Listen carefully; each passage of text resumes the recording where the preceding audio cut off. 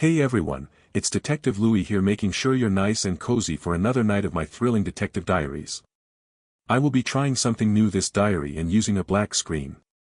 Let me know if it helps you guys relax and fall asleep better in the comments below. Please consider leaving a like and subscribing to help my channel grow, so I can make more videos. It's greatly appreciated. Until next time, detectives. The Marionette Murders. They say you get used to the stench of rot in New York, the garbage, the gutters, the decay of forgotten souls hiding behind alley walls. That's a lie. You don't get used to it. You just get tired of gagging. I'd been with the department for 19 years when the call came in. A double homicide in East Harlem, just past 119th Street. The dispatcher's voice was too calm for what was waiting at that address. The kind of quiet in her tone that tells you she hasn't seen the scene, just read the report. I didn't have that luxury. I had to see it. The building was older than sin and had the stink of it too. Rust ran down the brick like dried blood. The landlord met me outside, chain-smoking Newports and shaking like he was mid-withdrawal. Or maybe just afraid. Third floor, he rasped. Apartment 3B. Cops are already inside. I didn't say a word. Just nodded, took the stairwell two at a time, and walked into a nightmare. The bodies were posed. Not just dead, staged. One on the couch, propped up like he was watching TV. Eyes pried open with toothpicks. Mouth sewn into a permanent, grotesque smile. The other, a woman, was nailed to the wall. Hands spread like she was crucified. Strings tied to her joints, knees, elbows, wrists. Her eyes were painted with black ink, wide and doll-like. Someone had turned her into a marionette. For a moment, the room was quiet except for the buzzing of flies and the slow hum of a box fan in the window. Then Sergeant Morales broke the silence. "You ever seen anything like this, Louie?" I crouched near the couch corpse. Male, mid-30s. No ID. Rigger said he'd been dead a day, maybe less. The smell was fresh, thick, and clinging. I pulled back the guy's collar. Underneath it, a carved symbol, a crude circle with two vertical lines down the middle. I'd seen that mark once before, a long time ago. But I buried that memory, and right now, I wasn't ready to exhume it. Get CSU to photograph every inch of this place. And I want the medical examiner to prioritize this one. There's a message here. Morales nodded and stepped out, barking orders. I took a step toward the marionette woman. Her head lolled slightly, like she wanted to whisper something to me but couldn't. There was something in her mouth. I pried it open. A folded scrap of paper. One word was written, in blood, dance. I pocketed the note before CSU got there. Not ethical. Not legal. But my gut told me I was being invited to something not meant for the official report. Back at the precinct, I dug through the old case files. The symbol, it matched a closed case from '09. For murders in the Bronx. All of them posed. All of them had that same symbol carved somewhere on the body. The killer had left notes too. Words like, sing, laugh, obey. The case was dropped when the lead suspect, a schizophrenic ex-con named Gideon Merrick, killed himself in lockup. They wrapped it up nice and easy, the way brass likes. I'd been a rookie back then. I remembered being told to stay out of it. But now the pattern was back. And Gideon Merrick was still very, very dead. Someone was picking up the strings again. I leaned back in my chair, the hum of the precinct turning to static in my ears. The room felt colder. The kind of chill that doesn't come from broken boilers but from something else, something crawling under your skin. My phone buzzed. Unknown number. I answered, silent. A voice whispered. "She danced well, didn't she, Louie?" Click. I didn't sleep that night. Hell, I barely blinked.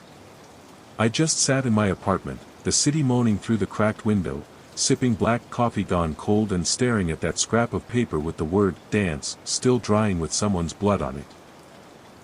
I'd seen monsters before. Rapists, murderers, dealers who'd sell fentanyl to kids and go home to kiss their daughters goodnight. But this was something else. This was a message. A goddamn performance. The phone call ran laps in my head. She danced well, didn't she, Louie? That voice, genderless, dry, almost amused. Like someone watching from the rafters of a darkened theater. They knew my name. That wasn't a coincidence. That was an invitation. By morning, I was back at the precinct. Morales caught me on my way to the evidence room. Louie, we ID'd the Vic on the couch. Benjamin Tate. Accountant. No priors. Lives alone. No family in the area. What about the woman? Morales shook his head. Still waiting. No wallet, no purse. Facial recognition turned up nothing. I nodded. I want to know who she is. I don't care if it takes all day. Someone made her a puppet, and I want to know why. He looked like he wanted to argue, but instead, handed me a folder. There's more. CSU found hair samples. Blonde. Not from either of the Vics. And get this, under the woman's fingernails. Fibers. Black thread. Like from a stage curtain. There it was again, performance. I left the station and headed to the only place in the city with both puppets and curtains. The Wick Theater. The building was a relic, half forgotten and barely operational. Old shows played for empty seats and tourist ghosts. I remembered going there as a kid. Back when my dad was still alive and my mother hadn't drowned herself in gin. The place used to be magic. Now. It looked like death wearing a mask. I flashed my badge to the guy in the booth, a skinny punk with mascara and an ironic mustache. Louie. NYPD. I need to talk to your director. He grunted and pointed toward the stage. Harold's around back. Rehearsing something weird again. Some horror opera from the 30s. Doesn't even have a script. Figures. I made my way behind the curtains and found Harold Sutton, the director. He looked like he hadn't slept in a week. Greasy hair, bloodshot eyes, hands jittery from too much caffeine or something harder. You the cop? He asked, wiping sweat from his brow. Detective. Louie. I need to ask you about something. I pulled out a photo of the symbol carved into Tate's neck. Ever seen this? His face went pale. He swallowed hard. Jesus. That's from The Obedience Cycle. A band play. Experimental. Only performed once. Back in '96. People said it caused hallucinations. A guy gouged his own eyes out during the final act. Real freak show. Where was it performed? He shook his head. No one knows. Not officially. Urban legend says it was done underground. Invitation only. Actors were handpicked. They didn't rehearse, they were conditioned. Mind games. Drugs. Isolation. And who wrote it? Anonymous, Harold said, voice trembling. People say the playwright died before the script was ever finished. Others say he's still out there. Watching. Directing in secret. I stepped closer. You ever hear of Gideon Merrick? Harold's eyes widened. He was supposed to play the lead. The pieces were starting to click together, too fast, too perfect. Merrick. The old murders. The mark. Now the same pattern, same performance. But the dead don't kill. Unless someone brings them back to life. Harold leaned in, voice barely a whisper. People call him the puppet master. They say he writes reality like it's a script. And once you're cast in his play, you don't get to quit. The puppet master. I'd heard that name before. Back in '09, whispered in psychiatric reports. Gideon Merrick had screamed it in his holding cell, scratching it into the walls until his fingers bled. They thought it was a delusion, a crutch for guilt, a madness made from too many corpses. But what if Merrick wasn't insane? What if he was just telling the truth? I left the Wick Theater with that name burning holes in my skull. I didn't go back to the precinct. I needed quiet. I needed to think. I needed a drink. So I went to the only bar that didn't judge me, the Widow's Sip, a dive wedged between a laundromat and a pawn shop, where the lights were always dim and the whiskey tasted like regret. Frankie was tending bar. He nodded when I walked in and poured my usual before I even sat down. "Rough one?" he asked. "They're all rough." "Rougher than the last one?" I stared at the drink, thinking of the sewn smile, the nailed wrists, the marionette strings. "Yeah. This one's a goddamn opera." I was halfway through my second glass when a woman slid onto the stool beside me. Mid-30s, trench coat, hair like a raven's wing. There was something about her, the way she didn't make a sound when she moved. Like she was part shadow. "You're Detective Louie," she said, not asking. I turned to face her. "Depends on who's asking." She placed a black envelope on the bar. "He told me you'd be here." My gut twisted. "Who?" She didn't answer. Just stood up, nodded at Frankie, and disappeared out the door like smoke. I didn't follow. I already had what I needed. The envelope was sealed with wax, the same symbol carved into Benjamin Tate's neck. I took it home before opening it. Sat on the edge of my bed, every light on, gun on the table beside me. I broke the seal with a steak knife. Inside was a photograph. A little girl, maybe 6, tied to a chair in a dim room. Her face bruised, mouth gagged with cloth. Her eyes, God, those eyes, were wide, terrified, screaming without a sound. There was a note on the back, "This one will sing. If you interrupt the melody, she dies. Curtain rises in 48 hours. I read it again. And again. My heart pounded like footsteps on a stage. I felt cold all over. The kind of cold you don't come back from. I scanned the photo for anything. A clue. A detail.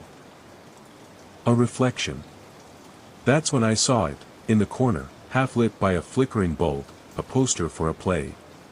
The Marionette's Lament, one night only, no theater name. Just a date. 2 days from now. I scanned NYPD event permits. Nothing. I ran the title through every public listing, underground circuit, and dark web art blog. Still nothing. And then, a breakthrough. An anonymous forum post, buried deep in a thread titled, "Plays That Shouldn't Exist." Someone wrote, "He's back. The Puppet Master. The Marionette's Lament is real. Invite only. Rumor says it's in the tunnels this time." The tunnels. Of course. New York's underground wasn't just subway stations. It was forgotten tracks, Prohibition-era hideaways, and derelict platforms that never saw a train. The kind of places where the city's dead memories lived on in shadows. I knew a guy. He called himself Rook. Former MTA. Got fired for breaking into sealed tunnels and mapping them out for urban explorers. Now he sold access to lunatics and documentary filmmakers. I found him sleeping in his van near the Bronx rail yard, covered in blankets that smelled like mold and bad decisions. He cracked one eye open. "Louie. If you're here, someone's dead." "Not yet," I said. "But she will be, unless you help me find the stage." He sat up, rubbing his face. You're talking about the underground theater, aren't you? I nodded. He went quiet. Then he opened the glove box, pulled out a yellowed map, and pointed to a spot marked in red ink. Abandoned maintenance terminal. Under 53rd. There's a freight lift that still works. But once you're down there, you're alone. I took the map and stood to leave. Rook grabbed my wrist. Don't go in blind, Louie. If the puppet master's really back, he doesn't just kill. He rewrites people. Turns them into stories. And you're already in the script. Rook's map led me through a forgotten artery of New York, a place where silence hung like mold and even rats seemed too scared to live. I found the old freight lift under a boarded-up maintenance shack. Rusted, ancient, and stinking of machine oil, it groaned to life when I forced the lever down. The descent took nearly a minute, each second stretched out by the sound of steel cables winding overhead. When the cage finally shuddered to a stop, the doors opened into blackness. My flashlight cut a tunnel of light through the dark, revealing what looked like a storage corridor turned into something else. Posters lined the wall. Vintage, weathered, their corners curling like dying leaves. Plays I'd never heard of. Names that didn't make sense. Obey the Orchestra, Chorus of Suffering, The Laughter Below. All of them signed by P. I walked for what felt like miles before the air changed, warmer, damp. I followed the sound of something, faint. A violin. Soft and sorrowful, echoing from deep within. Eventually I came upon it. The stage. It had been carved into the bones of the underground, lit by hanging bulbs that flickered with a sick yellow hue. Rows of broken pews formed the audience. And on stage, a woman. Chained by the wrists, dressed in a child's costume, and forced to mime a song in silence. I recognized her. She was the girl from the photo, only older. Maybe not a child at all, but made to look like one. From the wings stepped a man in a porcelain mask. No mouth.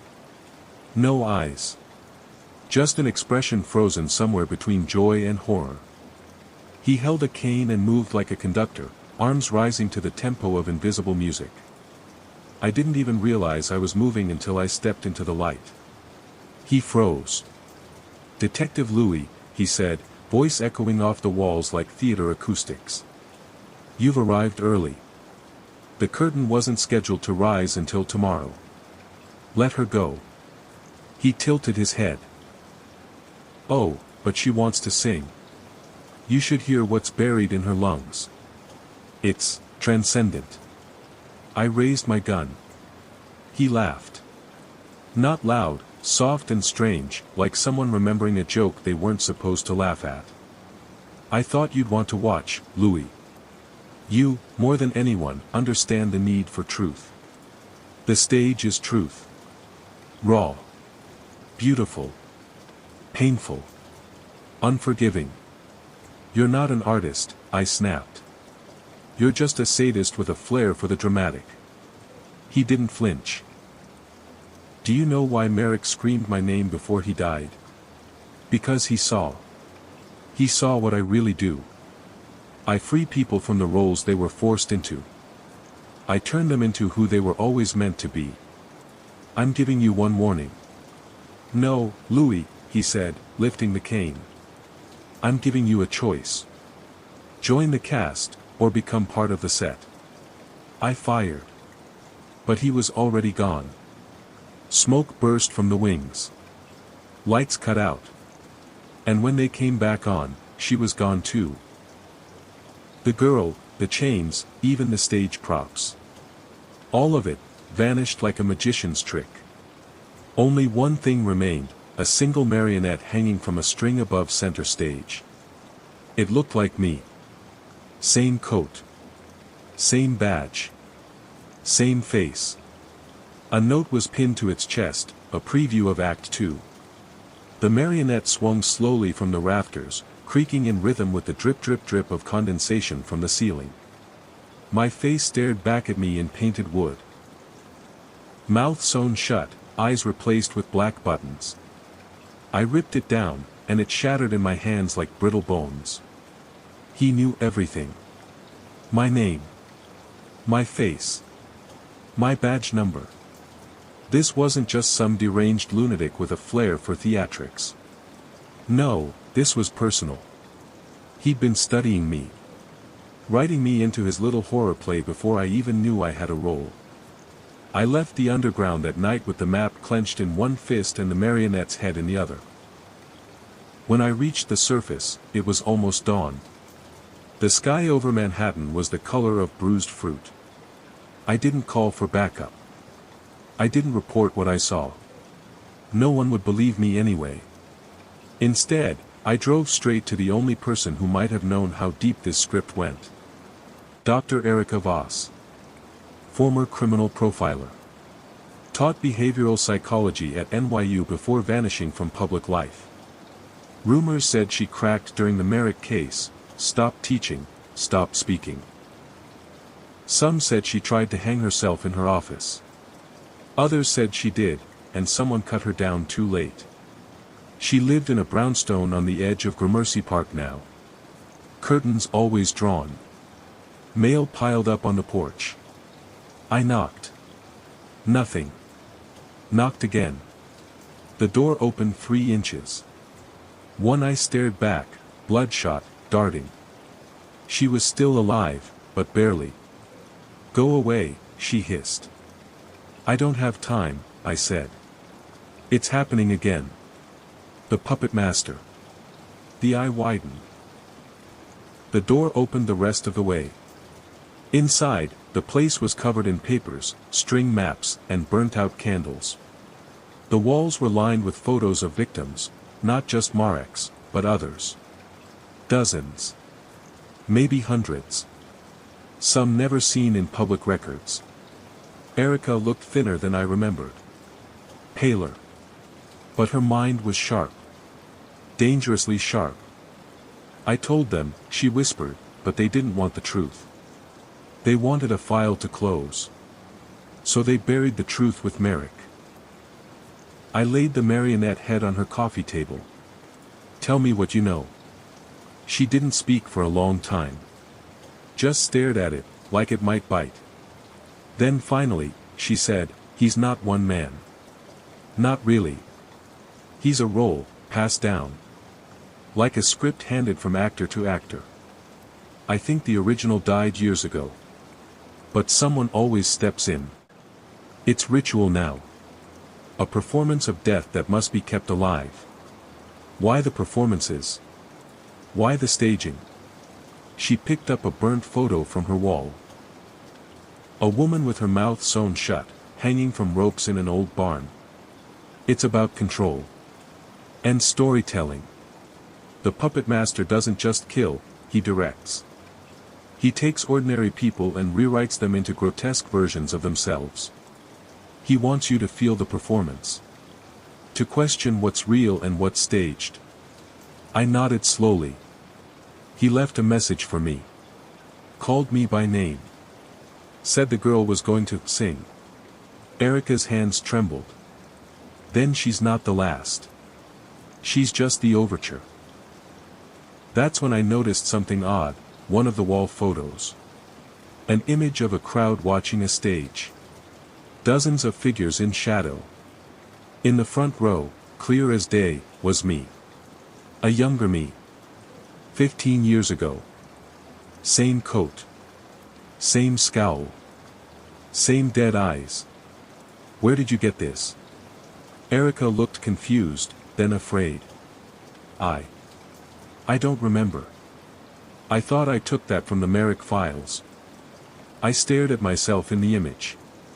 I didn't remember being there. I'd never seen that stage.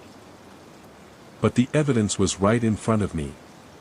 Then I saw it, just barely, in the corner of the image, a small wooden figure dangling from the theater's ceiling. It had my badge number painted on its chest. Erica whispered, Louie. I think you've been in the play since the beginning. I think you've been in the play since the beginning. The words hit like a punch to the throat.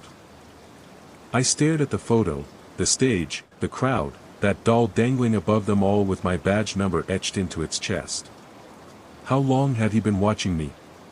Or worse, how long had I been playing his game without knowing it? I don't remember this, I muttered, more to myself than to Erica. I've never been to that theater. Maybe not consciously, she said. But if the puppet master has his hooks in you, you don't need to remember. You just perform. Why me? I growled. Why pick me? Erica stepped carefully across the paper-strewn floor and pulled a folder from a locked cabinet. Inside were more photos. Not of crime scenes. Not of corpses. But of me. Surveillance shots. Grainy, time-stamped. Me on a stakeout. Me smoking outside a bodega at 3 a.m. Me asleep in my car, a case file clutched to my chest. You were his witness, Louie, she said softly. In 2009. The last murders before Merrick died. You were the responding officer on scene 1. I tried to argue. To tell her she was wrong. But the memory bubbled up from the pit of my mind like bile. A dim hallway. A door barely cracked open.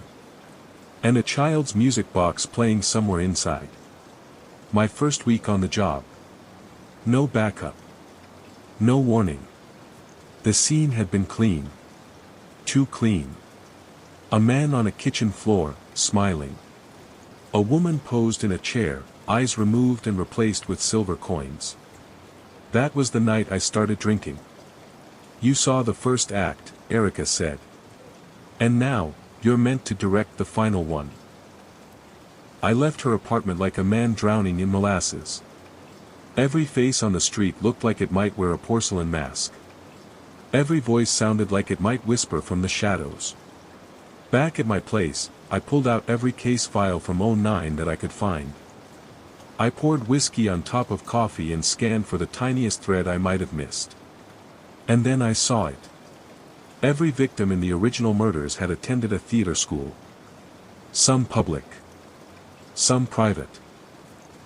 Some prestigious, some dive bars with lights. But every single one had once been on a stage. I cross-referenced recent victims. Same pattern. Benjamin Tate, minor role in a college production of Death of a Salesman. The Marionette Woman, community theater actress, played in Cabaret. Even the girl in the child's dress had a documented role in a middle school performance. He wasn't just picking victims. He was recasting old roles. Suddenly the message made sense. She danced well, didn't she, Louie? The puppet master wasn't just killing. He was restaging a forgotten play, casting new actors in the roles of the original victims. Scene by scene. Line by line. Maybe he even believed it would never be complete, unless every part was played perfectly. And me? I was the one witness who had seen the original show but didn't die. I was the audience he left alive. No. I was more than that. I was the critic. And now he wanted me to review the final performance. The phone rang. I didn't even look at the screen. Hello. A long silence. Then, static, faint breathing, and a familiar, rasping voice. Your curtain call approaches, Louie. Then a click. This time, the voice wasn't amused. It was different. Nervous. Pressed.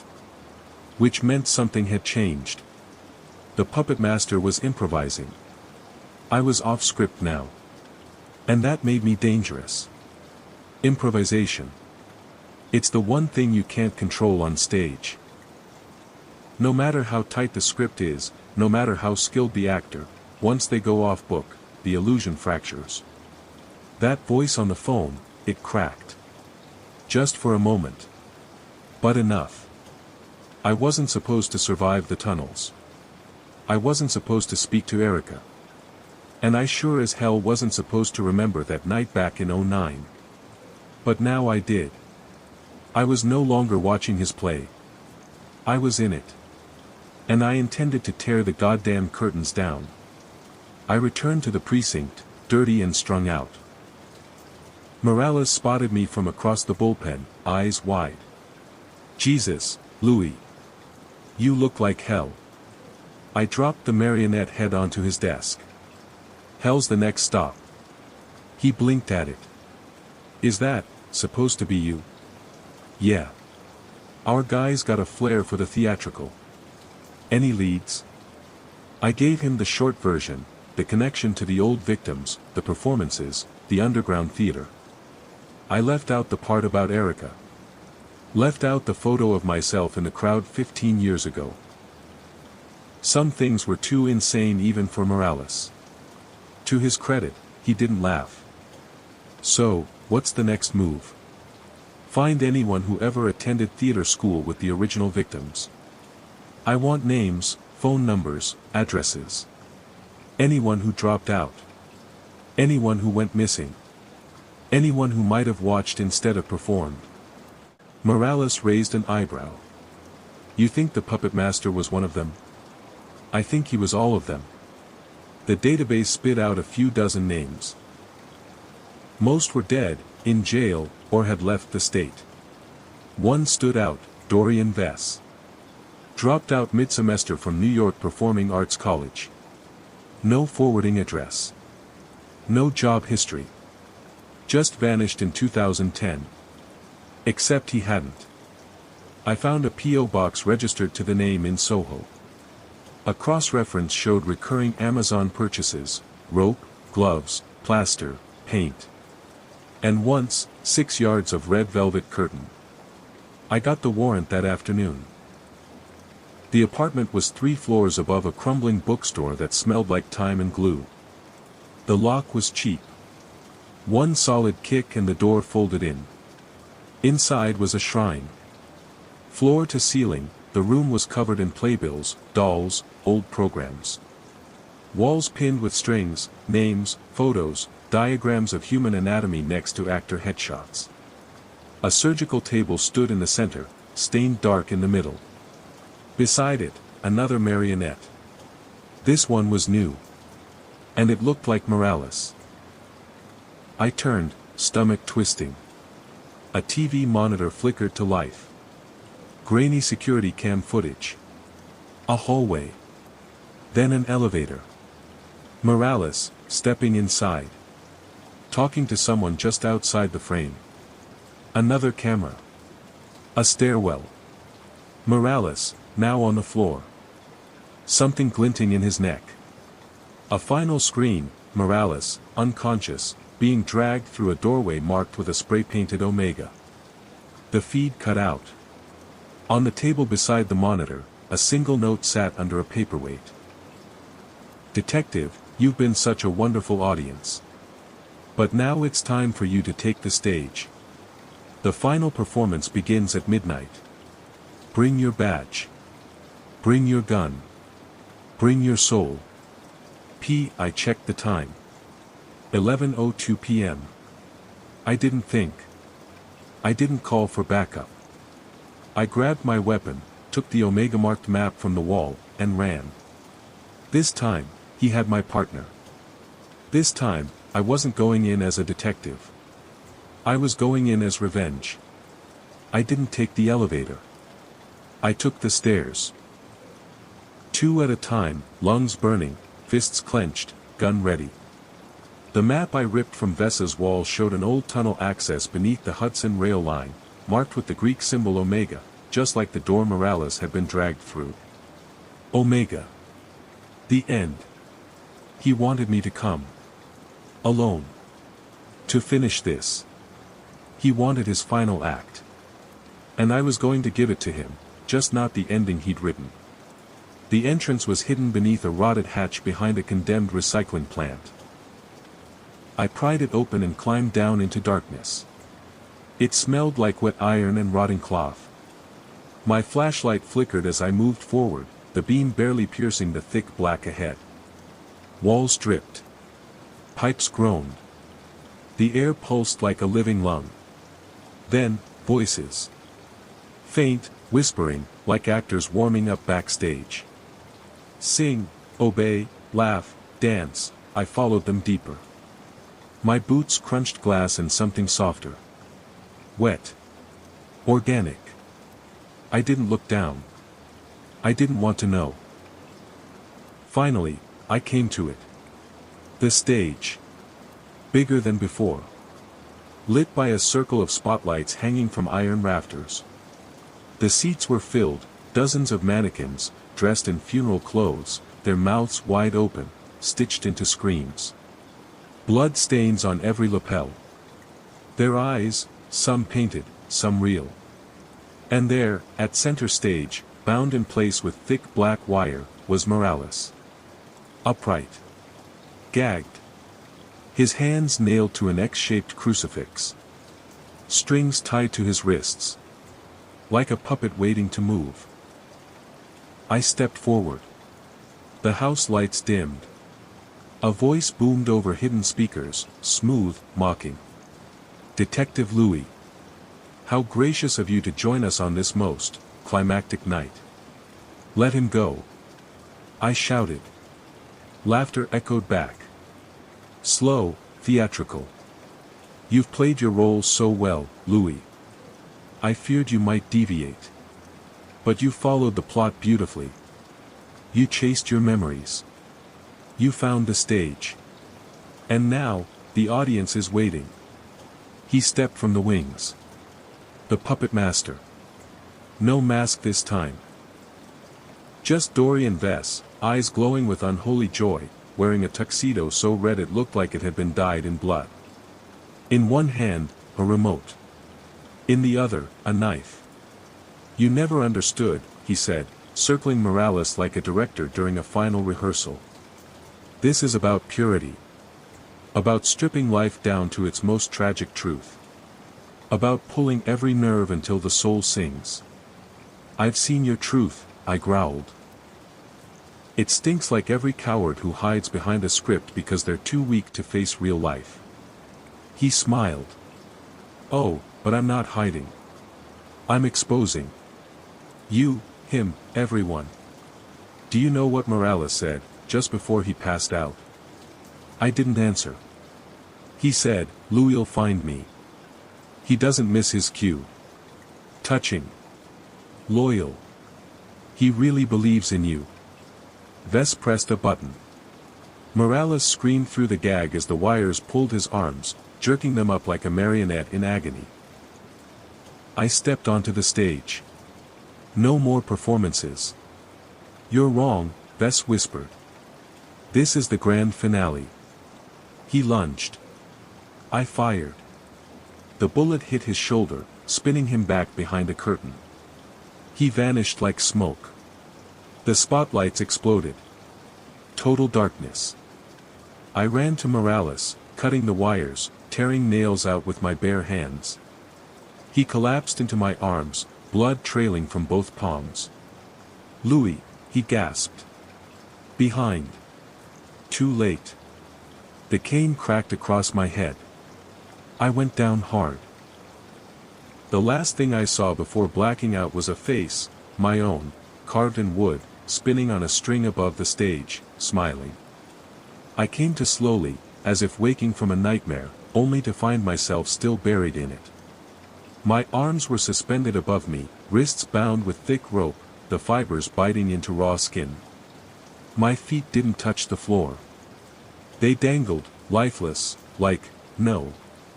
Not like. Exactly like a puppet. I was center stage now. Where the others had bled. Where Morales had screamed. Where the puppet master had promised the truth. The audience of mannequins stared forward, mouths agape, stitched into silent laughter. Some were newer. Fresher. I recognized faces among them, one looked like Erica Voss. Another had Morales's badge pinned to its chest. I looked left. He was still alive, breathing heavy in the wings, but barely conscious. Shackled to the wall. Then came the voice. The curtain rustled, and he emerged again, Dorian Vess, no mask, no costume. Just a man, but not just a man. His eyes were fever-bright, lit from behind by obsession, something ancient and cruel. "You see now," he said softly, circling me, "how elegant it all is. I see a sick bastard with a theater complex." He smiled. "Louie, this has never been about the victims. Not the woman crucified to the wall. Not your poor partner. Not even you." He stopped in front of me. "It's about her." The spotlight snapped to the back of the stage. A wooden box, an upright cage. Inside it was the girl from the photo. Older than before. Mid-teens. Gagged. Her wrists sewn into the bars of the cage with red thread. Her eyes, wide, terrified. "I've been saving her for the finale," he whispered. Her voice. "It's divine. You should hear it. You touch her," I growled, blood dripping down my fingers, "and I'll kill you with my teeth." He sighed like a disappointed teacher. "Always playing the hero. But that's not your role, Louie. You were cast as the witness. The critic. The one who watches and does nothing. And now you'll be forced to see it again, the scene you tried so hard to forget." He snapped his fingers. Two robed figures stepped from the shadows, faces obscured, movements practiced. They opened the girl's cage. She screamed behind the gag, twisting, thrashing, but they dragged her center stage, just beneath me. The puppet master took his place in the orchestra pit, now lit with candles. A violin rested at his feet. He lifted the bow. Act 3. The child sings. I didn't have time to think. Only to act. I dislocated my shoulder and pulled. Pain exploded in my neck, my back, my ribs. The rope burned through skin and blood poured down my arm, but I slipped free. I fell hard, rolled, hit the stage like a bag of bones. Screaming through gritted teeth, I grabbed a fallen prop, a steel rod, and lunged at the first robed figure. The crack of bone echoed. The figure collapsed. The second turned. I swept their legs out and drove the rod into their gut. They dropped fast. I didn't check if they were breathing. Vess stood, stunned. "This isn't in the script," he screamed. "I'm writing a new one." I drew my backup pistol from my ankle holster and fired. The bullet hit his leg. He screamed and fell back into the orchestra pit, blood arcing across the candlelight. I rushed to the girl, cutting her free, whispering calm words, promising safety. Her eyes never left mine. Terrified, hollow, but alive. Then came a slow clap. A single, dragging applause. And the voice again. "Bravo, Louie. Bravo." But it wasn't Dorian. He was writhing, groaning on the ground. No, this voice was deeper. Older. From the rafters above, something moved. A figure, tall and thin, wearing a porcelain mask. No eye holes. Just a single painted tear. It wasn't Dorian Vess. It was someone else. And Dorian was just another actor. The figure descended slowly from the catwalk above the stage, gliding on a harness of wires like a phantom. Spotlights snapped to life one by one, illuminating him in sections, pale gloves, long coat, and that mask. No eyes. No mouth. Just that tear. The same mask I saw in crime scene photos. The same mask Merrick described in his. The figure descended from the rafters like a ghost dripping with darkness. No eyes, no mouth. Only that pale porcelain mask, flawless except for the single painted tear. Its presence sucked the air from the room, silencing the mannequins and the echoes of violence. Dorian writhed at my feet, clutching his bleeding leg. The man in the mask knelt beside him, touching his shoulder gently. "You played your part well, Dorian," the masked figure whispered. "But you're a child playing dress-up in the shadow of the true puppet master." My mind reeled. What the hell did that mean? The figure stood and turned slowly toward me. "Detective Louie. You have been such an entertaining audience," the voice said, distorted, mechanical yet calm. I raised my gun again, heart hammering. "Who the hell are you?" I demanded. The masked figure paused, then with deliberate slowness, reached up and removed the porcelain mask. Beneath was a face I knew all too well. A face I had buried deep, locked away in my own nightmares. It was my own face. The mask slipped from the figure's face like a forgotten nightmare peeling off after a long sleep. But what stared back at me was no stranger, it was me. The same sharp jawline, the heavy eyes shadowed by sleepless nights, the thin scar just above my right eyebrow that I'd almost forgotten I had. I swallowed hard, mouth dry, blood pounding so loud I was sure it would drown out every sound. The reflection was twisted, a pale, hollow echo of myself. The lips didn't quite match. The eyes were colder, like an empty stage waiting for actors to fill it. And yet, it was me. Or at least, something that wore my skin. "Louie," the voice was mine, but darker, hollow, distorted like a recording played backwards. "You've been in this play for years. You just didn't know it."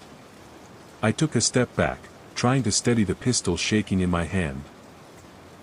"This ends tonight," I said, voice cracking under the weight of disbelief and fear.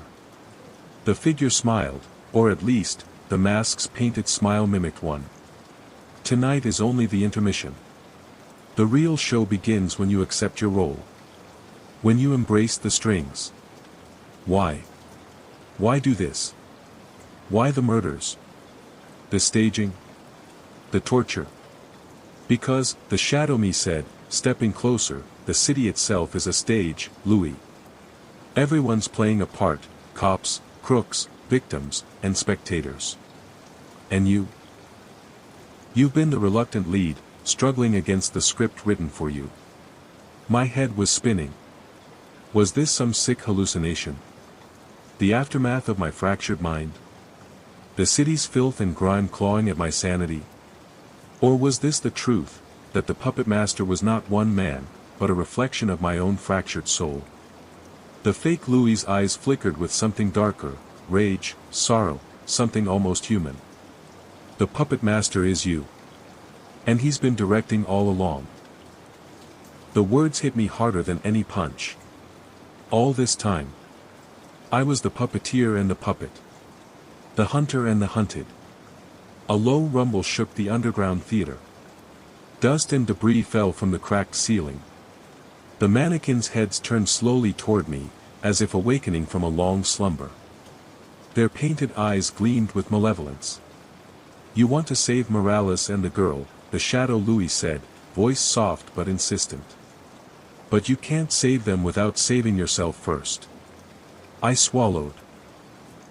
"Then show me how." He nodded slowly, reaching into a pocket and pulling out a small, battered music box, the same tune from that night so long ago, the same melody that haunted my dreams. "Listen closely. This is your final cue." The melody swelled, filling the cavernous space.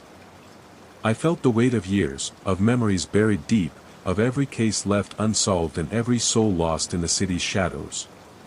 And in that moment, I understood, the marionette murders were never just about the victims. They were about me. My failures. My guilt. My silence. The shadow stepped back, merging into the darkness. "You must choose, Louie. Cut the strings, or become the next marionette."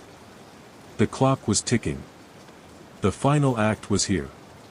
The music box's haunting melody lingered in the stale air as I stood there, heart pounding like a war drum inside my chest.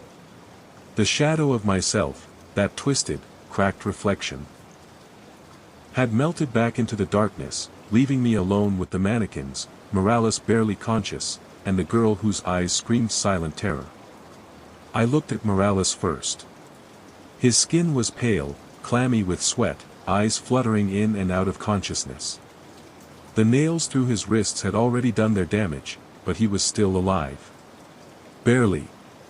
The girl, still gagged and sewn into her cage of bars, stared at me with raw, desperate hope. I didn't know her name. Didn't know anything about her except that she was the next tragic note in this infernal symphony. And the question was burning hotter than the pain in my broken ribs: how the hell do I get us all out alive? My mind raced, searching every piece of knowledge I had from years chasing monsters through the city's underbelly. The tunnels beneath New York were a maze, a labyrinth of old passages, flood gates, forgotten chambers, and deadly traps. The puppet master had chosen this stage deliberately. A place where escape was nearly impossible. I knew the risks. One wrong step, and we'd be trapped forever in this underground tomb, another scene forever etched into the marionette's lament. I crawled to Morales and started working at his restraints, careful not to cause more pain. His eyes locked onto mine. "Louie," he rasped. "Listen, it's a trap. He wants you, wants to break you. Tell me where the exits are." Morales coughed, blood leaking from his mouth. "Behind the orchestra pit. Through the service tunnel, but watch for the strings. The tripwires." My gaze shifted to the stage again. The place was rigged like a deadly playground, thin wires crisscrossing the floor, connecting to traps and triggers. One wrong move, and I'd become another puppet lost to the abyss. My breath hitched. This wasn't just a battle of gunfire and fists. This was a test of nerves, wit, and endurance. I crawled back to the girl's cage and began cutting the thick thread binding her wrists to the bars. Her muffled sobs echoed softly in the cold air. She flinched when I touched her bruised skin, but slowly she relaxed under the warmth of a voice promising freedom. The distant sound of footsteps echoed from the tunnels. The puppet master was returning. I pulled the girl up and whispered, "We're leaving. Stay close." Morales groaned and tried to push himself up. "We're all getting out, partner," I said, "but I'm not leaving you behind." He gave me a weak smile. As we made our way toward the back of the stage, I studied the web of strings. I had to memorize the pattern, the traps, the safe paths. One misstep could mean death for us all. Suddenly, the lights dimmed. The eerie music box tune restarted, slower, twisted. And then, from the shadows, the puppet master emerged again, dragging a long black rope in his hands like a conductor's baton. His voice was cold and precise. "Bravo, Louie. The play is nearly over. But the final scene is yet to be written." My hand tightened on my gun. "We're done playing your game." He laughed, a sound that crawled under my skin. "You're exactly where I want you. The strings are yours to cut. But beware, the cuts leave scars." The final battle was about to begin. And this time, the stage wasn't just the theater underground. It was my soul. The puppet master's words echoed in the hollow theater, the soft metallic clang of the rope dragging across the cold floor filling the suffocating silence between us. My breath was shallow but steady, every nerve screaming in anticipation. This was the moment, not just a physical fight but a battle to reclaim my very self. I glanced at Morales, who was barely conscious, his face pale but determined. The girl, fragile and trembling, leaned on me, her eyes searching mine for hope, for salvation.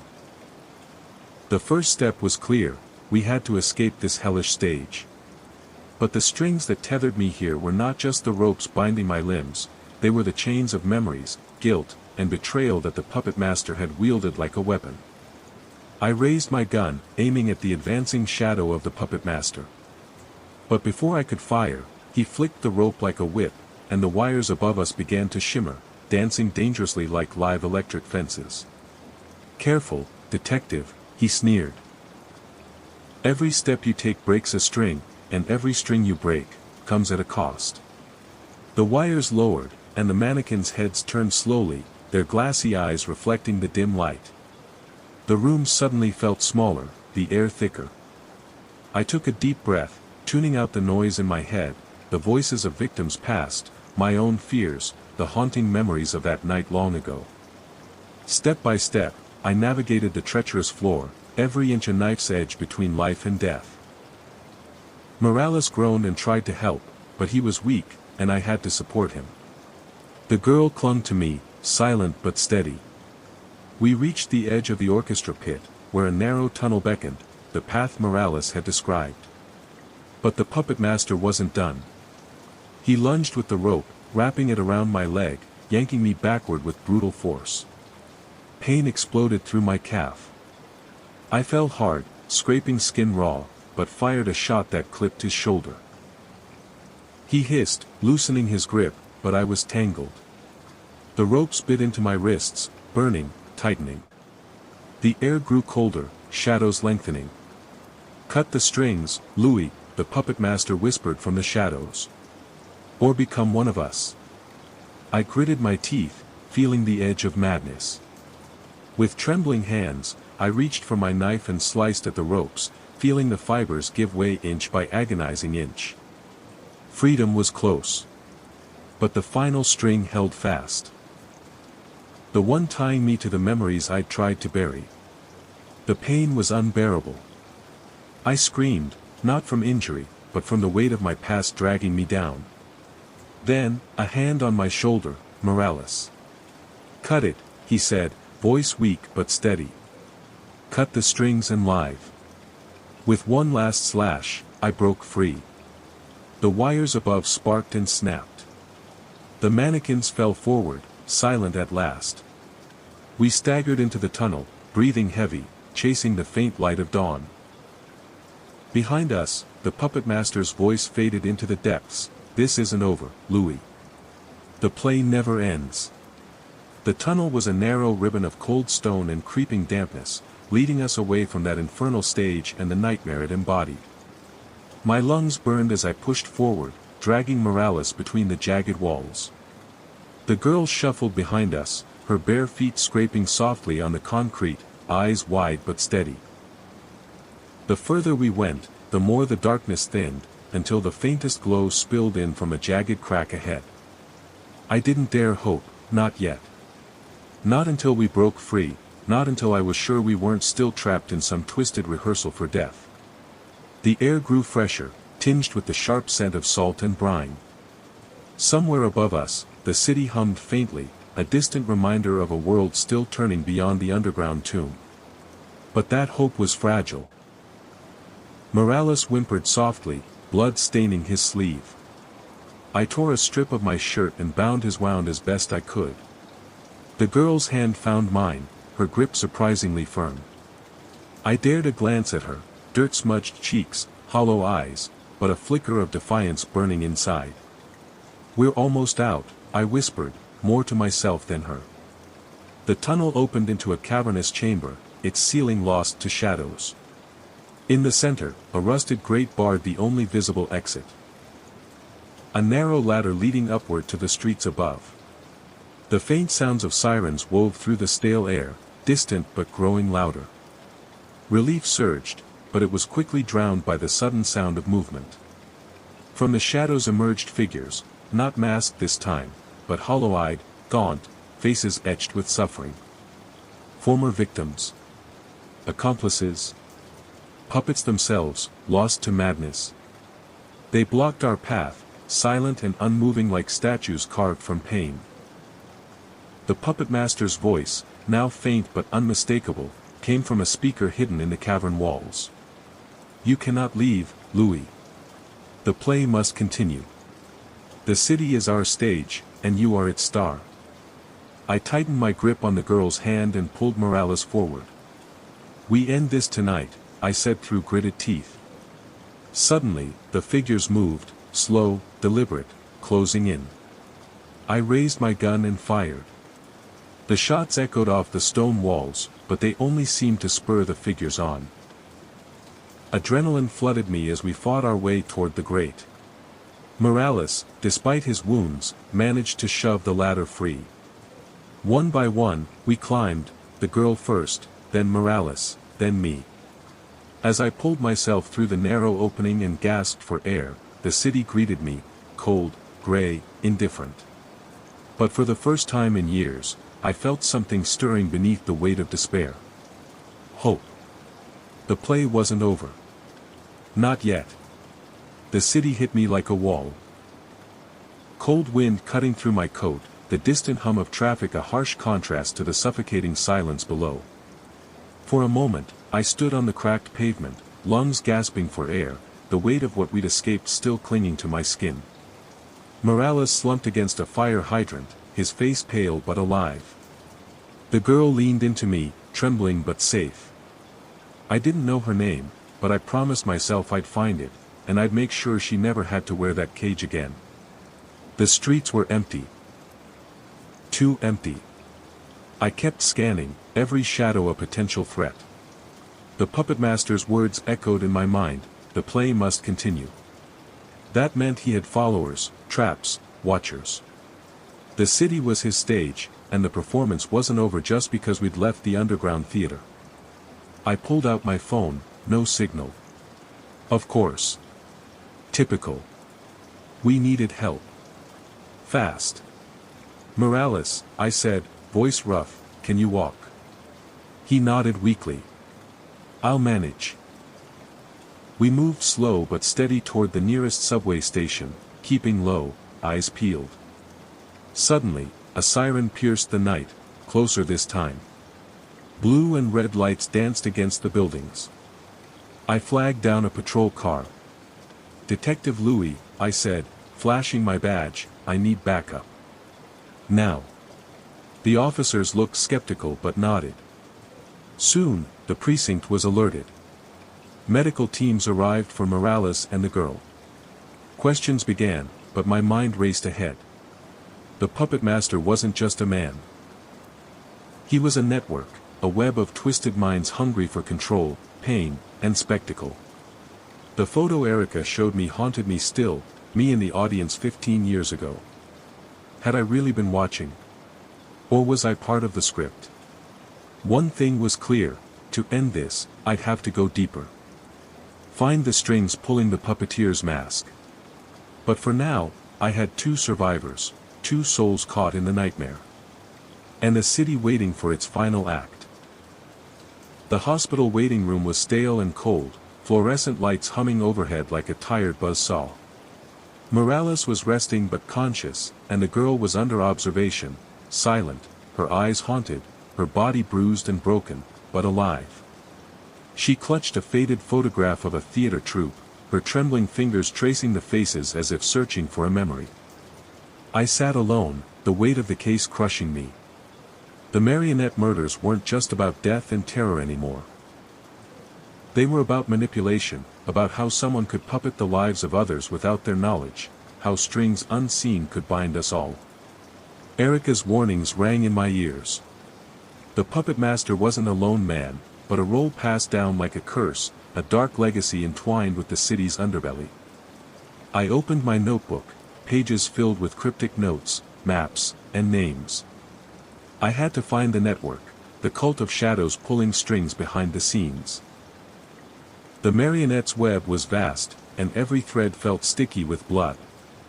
I dialed Erica's number, my fingers trembling. The line clicked, then went dead.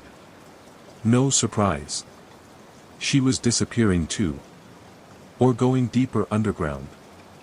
I turned to Morales, who gave me a weak smile. We don't get off easy, do we? No, I said grimly. But I'm not letting this go.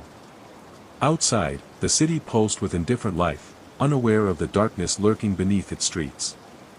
I knew what I had to do next. Dive back into the shadows, into the theater of nightmares, to find the puppeteer's true face. Because if I didn't, more lives would be rewritten. More souls would become marionettes in this gruesome play. And I'd lose what little remained of myself. The city's neon glow seemed colder than ever as I stepped out into the night. The hospital behind me was a fortress of safety, but the streets outside whispered secrets better left unspoken. I was alone now. The girl safe in care, Morales still recovering, and me, caught in the merciless crossfire of a nightmare that wouldn't end. I lit a cigarette, the smoke curling upward like a fading hope. The Marionettes game was a dark symphony, with players hidden in plain sight, street performers who vanished, actors who disappeared from casts, quiet families whose doors were never open. I had to find the next act. The only lead I had was a name, Elias Crane. A former stage manager turned recluse, rumored to be involved in underground theater circles. Some said he was the puppeteer's apprentice, others whispered he'd been sacrificed years ago. I found his last known address in a crumbling building near the docks, a place where the fog rolled in thick and the rats ruled the alleyways. The stairwell creaked beneath my boots as I climbed to the third floor. The door was ajar, hanging on rusted hinges, revealing a room littered with scripts, marionette parts, and half-finished masks. Then a shadow moved. "Who's there?" I growled. A voice replied from the darkness, "You're late to the show, detective." From the shadows stepped a gaunt man with sharp eyes and a crooked smile, Elias Crane. "I've been waiting," he said, "for someone brave enough to pull at the strings." Elias Crane's eyes gleamed in the half-light, sharp as broken glass. He circled me slowly, fingers twitching as if conducting an invisible orchestra. The room smelled of dust and decay, a graveyard of forgotten performances. Broken puppets hung from the ceiling, their wooden limbs cracked and worn. "You've been chasing shadows, Louie," Elias said softly, voice almost a whisper. "But the truth is uglier than you imagine." I tightened my grip on the pistol tucked under my jacket. "Cut the riddles. Tell me what you know." He smiled. A twitch of lips that didn't reach his eyes. "I was once part of the troupe.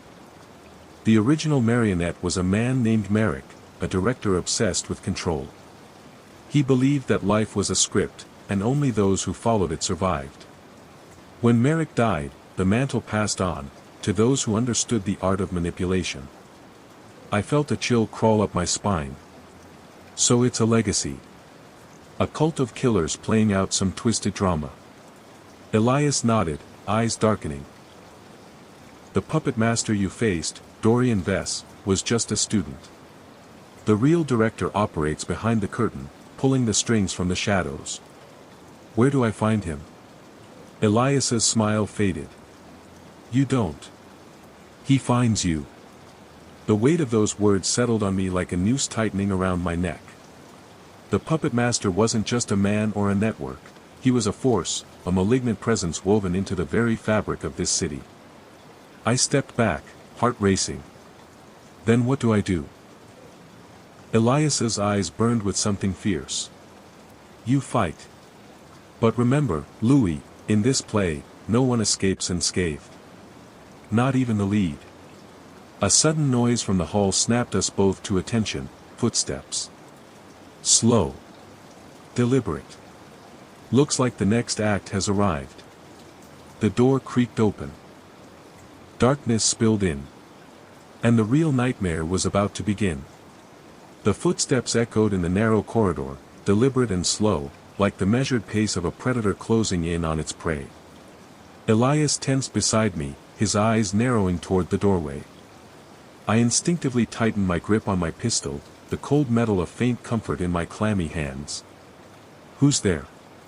I called, voice low but firm. No answer.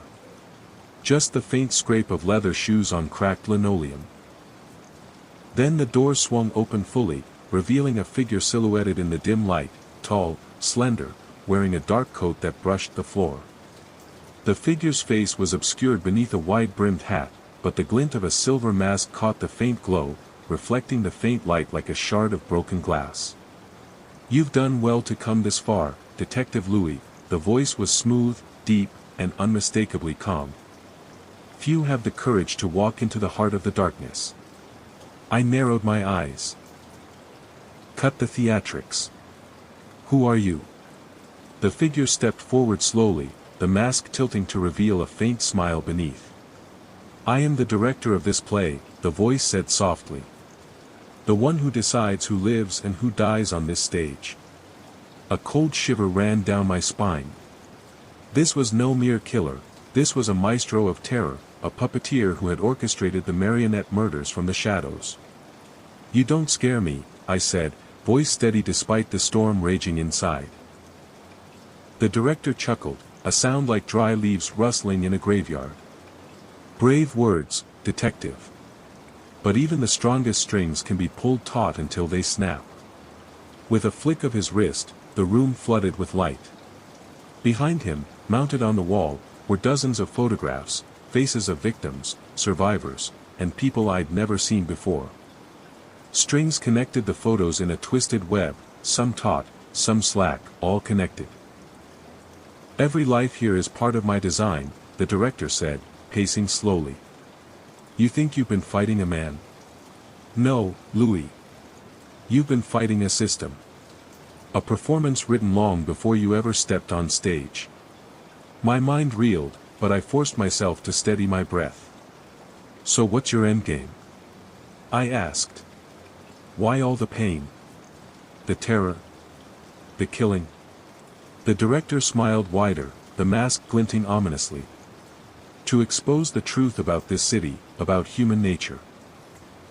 To reveal the strings that bind us all, the lies, the corruption, the darkness beneath the surface. And to watch as the puppets dance, unaware of the hands that move them. I clenched my fists. This ends now. The director raised a hand, signaling shadows to surge forward, figures emerging from hidden alcoves, armed and deadly. I raised my gun, heart pounding. The final act had begun. The room exploded into chaos. Shadows lunged, guns drawn, voices barked orders. An ambush meticulously rehearsed to the last detail. My training kicked in, muscle memory slicing through the fog of shock. I fired, 1 shot, 2 shots, aiming for limbs, hoping to incapacitate, not kill. But this was no ordinary fight. This was the culmination of years of nightmares, a twisted dance choreographed by a madman. Morales staggered in behind me, clutching his side but determined. The girl was nowhere to be seen, I prayed she'd slipped away during the confusion. The director's voice cut through the noise, calm, commanding, almost amused. You fight well, Louie. But can you fight what's inside you? I kept moving, taking cover behind a rusted pillar, scanning for the source. The web of photos, the victims, the survivors, they all connected. I could see it now. The marionette murders weren't random. They were a message, a dark revelation about the city's rotten core. And the director was its twisted prophet. A flash of movement, behind the director. A figure appeared, masked, silent. Another player in this macabre play. Enough, the director said, raising a hand. The gunfire ceased as if on cue. Why do this? I demanded, voice raw. Why destroy lives for your twisted art? He stepped forward, eyes cold but burning with conviction. Because the city is a stage of lies. Only when the masks fall do we see the truth. Pain strips away illusions. He gestured to the photographs. These strings connect everyone. Corrupt cops, politicians, victims, everyone is a puppet. And tonight, Louie, you either cut the strings or become the final marionette. The masked figure beside him slowly removed their mask, a familiar face, twisted by obsession and madness. Erica. A chill ran down my spine. Erica. I breathed. She smiled, eyes empty. The show must go on. The director nodded. The curtain rises for the final scene. I steadied my gun, heart pounding. For all our sakes, I hope you're ready. Erica's hollow smile was the last thing I expected to see in this nightmare, and it hit me like a blow. Her eyes, once sharp, full of life, now glazed over, vacant, twisted by something darker than I could comprehend. Erica, I whispered, disbelief and betrayal mingling in my voice. How, why? She tilted her head, the smile never leaving her lips. You never understood, Louie. You thought I was helping you. But I was just another puppet, caught in the strings.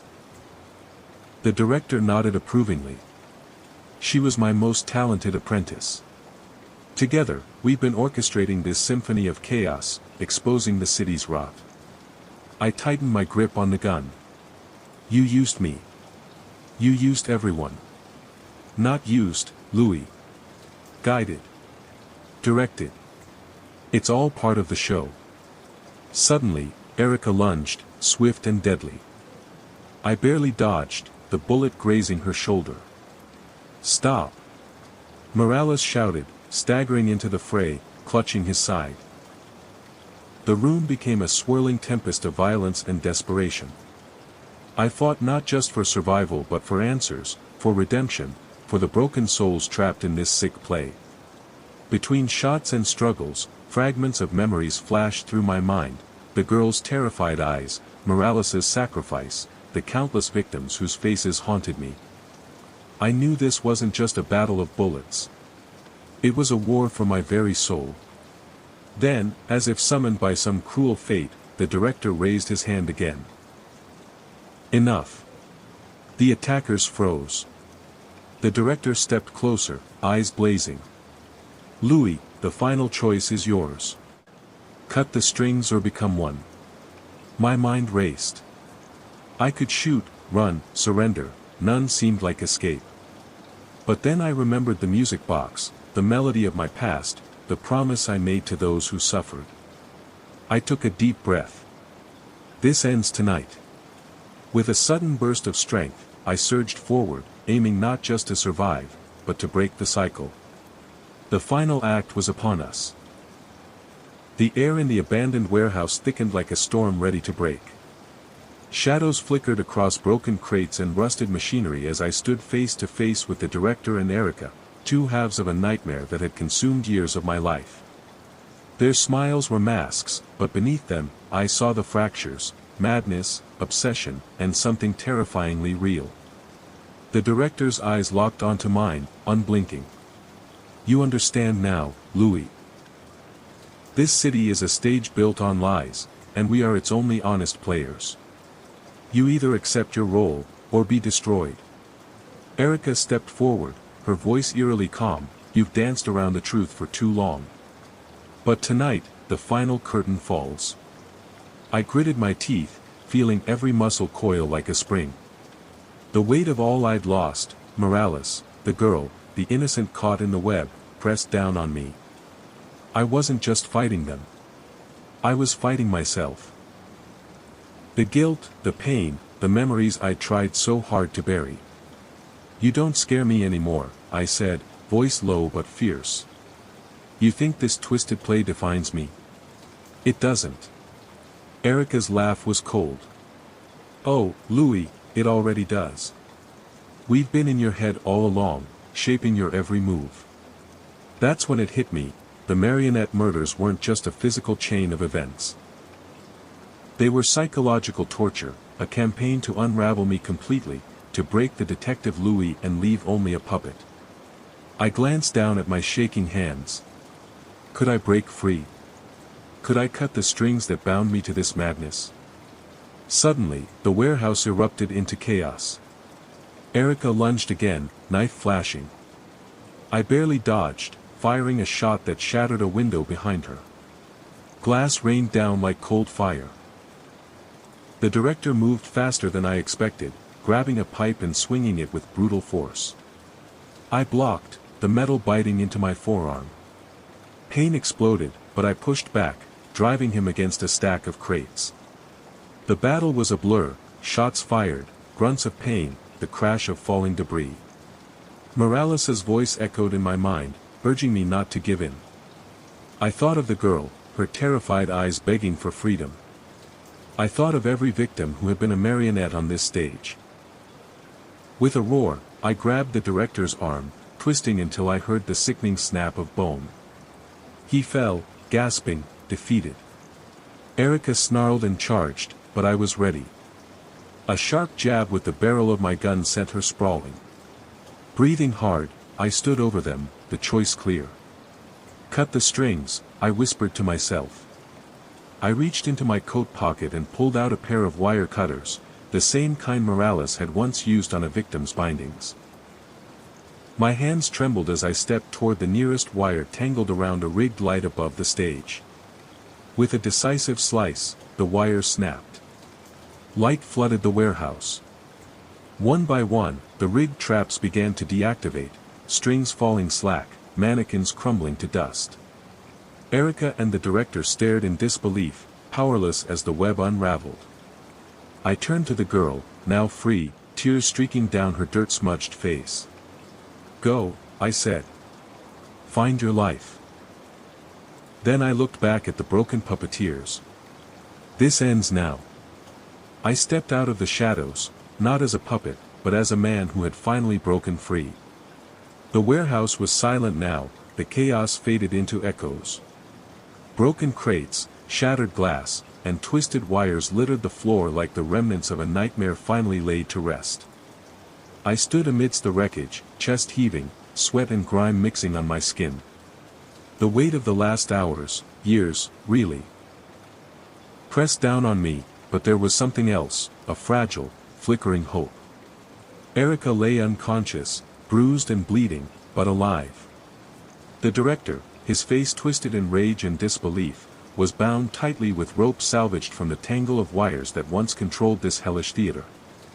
I moved slowly toward the girl, who sat trembling on the cold concrete. Her eyes, wide and bright now, met mine. "You're safe," I said, voice rough but steady. "We're getting you out of here."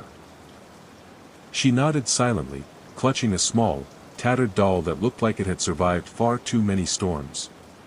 I wrapped my coat around her thin shoulders. Outside, the first hints of dawn were bleeding through cracked windows, casting pale light on the city's grime. The streets were waking, indifferent to the darkness that had played out beneath them. As I led the girl away from the warehouse, I felt a heavy exhaustion settle in, bone deep and unrelenting. But I also felt something else. A sense of closure. The marionette murders were over. The puppet master's strings were cut. Or so I hoped. Back at the precinct, the reports poured in. Morales was recovering steadily, doctors called him a miracle. Erica and the director were in custody, faces blank but eyes haunted. The girl's identity was still a mystery, but I promised her we'd find answers, and safety. Sitting alone in my office later that night, I lit a cigarette and stared at the faded photograph on my desk. The same one from years ago, showing a young Louie in the audience of that cursed theater. Had I really been a spectator then? Or had I been part of the performance all along? The city was a stage, and its stories never truly ended. But for now, the final act of this one was done. I blew out the smoke and whispered into the darkness, "Rest easy, Morales. Rest easy, kid. We finally cut the strings." Outside, the rain began to fall, washing away the grime, the blood, and the shadows.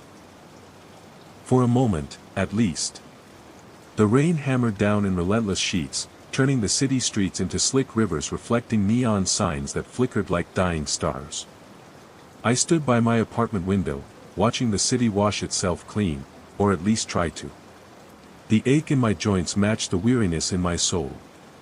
The marionette murders were over, but the scars they left were etched deep. I lit a cigarette, the smoke curling upward as my mind replayed every twisted detail. Morales' sacrifice, the girl's terrified gaze, Erica's betrayal, the director's cold smile, they were all ghosts now, lingering in the corners of my mind. The precinct was quieter than usual. Most of the detectives were off duty, recovering from the long nightmare that had gripped the city. But for me, sleep was a stranger. Every shadow seemed to hide a new secret, every sound a whisper from the past. A knock at the door shattered the silence. I opened it to find Erica's lawyer, a sharp-eyed woman with a folder full of documents. "She wants to see you," the lawyer said. "Says she has something important to tell you, something you need to know before this all goes to trial." I hesitated but nodded. Sometimes, the story didn't end with the final act. Sometimes, the real horrors were just beginning. I followed her to the interrogation room, the sterile lights buzzing overhead. Erica sat there, her once vacant eyes now sharp and calculating. "Detective Louie," she said, voice steady. "You think you've won. But the marionette isn't just me or the director. It's bigger. It's deeper. It's everywhere." I met her gaze, cold and unflinching. "Then tell me. What's the truth?" She smiled, a slow, chilling curve of the lips. "There's a network. A web of influence stretching through every corner of this city, politicians, law enforcement, business leaders. The puppet master you faced was just a piece. The real mastermind remains in the shadows." My heart sank. The war wasn't over. It was just evolved. I leaned forward. "Where do I start?" Erica handed me a name, one I'd never heard before, but whose reputation sent a shiver down my spine. "Find him," she said. "Cut the strings once and for all." The rain outside intensified, drowning the city in sound and shadow. I flicked the folder shut and steeled myself. The final performance wasn't over. It had only just begun. The name Erica gave me felt like a lead weight sinking deep into my gut, Vincent Mallory. A ghost in the city's underworld, whispered about but never caught. A man who operated from the shadows, pulling strings so fine they were nearly invisible, yet strong enough to crush lives. I didn't waste time. The precinct was still buzzing with the fallout from the marionette case, but I knew this was my next battle, a deeper descent into the city's darkest bowels. I pulled on my coat and stepped into the rain, letting it wash the cold sweat from my skin. The street seemed even grayer tonight, the neon lights flickering like a dying heartbeat. My first stop was a rundown bar in the East Village, a place where information came cheap and secrets came with a price. I sat at the far end of the counter, nursing a bourbon, eyes scanning the room. The bartender, a grizzled man with a crooked smile, eyed me. "Looking for trouble, Louie?" "Something like that." I slid the name across the counter, Vincent Mallory. The bartender's smile vanished. "Careful. Mallory's no ghost for nothing. If he wants you found, you'll be dead before your next drink." I nodded, downing the bourbon. Outside, the city groaned under the weight of its sins. Somewhere out there was Mallory, waiting, watching. And I was walking right into his trap. But I had no choice. Because sometimes, to break the strings, you had to dive headfirst into the abyss.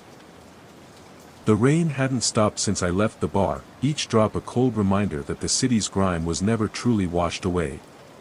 Vincent Mallory's name was like a poison in my mouth, every lead I chased seemed to coil tighter around me, squeezing harder. I paced the cracked sidewalks of an abandoned warehouse district, the flickering streetlights casting long shadows like ghostly fingers reaching for me. My phone buzzed, a message from an unknown number, "You're closer than you think. Stop digging, or the strings will snap." A warning? Or a trap? I stuffed the phone into my pocket, my gut telling me to keep moving. The marionette murders had been a prelude, Mallory's game was far darker, the puppeteer behind the puppeteer. Inside a nearby alley, I caught sight of movement, a figure slipping through the fog. I followed, heart pounding, senses on high alert. The chase led to a deserted subway station, the stale air thick with mildew and old fears. At the platform's edge, the figure vanished into the tunnels below. I hesitated, then plunged into the darkness. The tunnels twisted like veins beneath the city, each step echoing like a death knell. Somewhere in this labyrinth was Mallory, waiting, watching, pulling strings.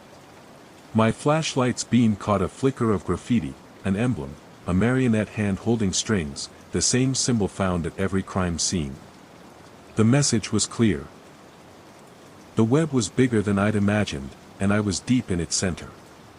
As I ventured further, a whisper floated through the tunnels, cold, mocking. "Welcome back, detective.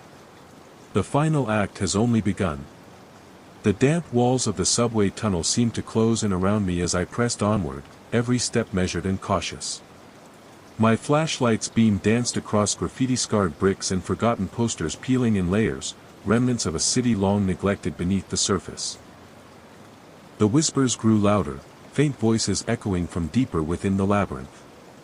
I swallowed hard, trying to keep the rising panic at bay. The air smelled of mildew, rust, and something metallic, like blood. Then, I saw it, a door, heavy and rusted, almost blending into the shadows, but marked unmistakably with the marionette hand symbol. This had to be the place. I pulled my gun, heart hammering as I forced the door open. The creak echoed through the cavernous chamber inside. A hollow, abandoned theater beneath the city, complete with a tattered stage, broken seats, and ropes dangling like forgotten webs. In the center, illuminated by a single swinging bulb, sat Vincent Mallory. Calm, collected, and utterly unafraid. His eyes met mine, sharp, calculating. "Detective Louie," he said with a cold smile. "You've finally arrived. Welcome to the heart of the show." I leveled my gun. "It ends tonight, Mallory." He chuckled, a dry sound that filled the emptiness. "Oh, Louie, you don't understand. This isn't about endings. It's about control. The city's strings run deeper than you know. And I'm the one pulling them." The walls around us began to shift, panels sliding open, revealing monitors streaming live footage from across the city. Faces, places, conversations, all caught in Mallory's invisible web. "You see, Detective, I control the puppets who run this town. Politicians, cops, criminals, all dance to my tune. And you? You were just a pawn, a player in a game you never even knew you were part of." I tightened my grip on the gun, anger boiling beneath the exhaustion. "I'm no one's puppet."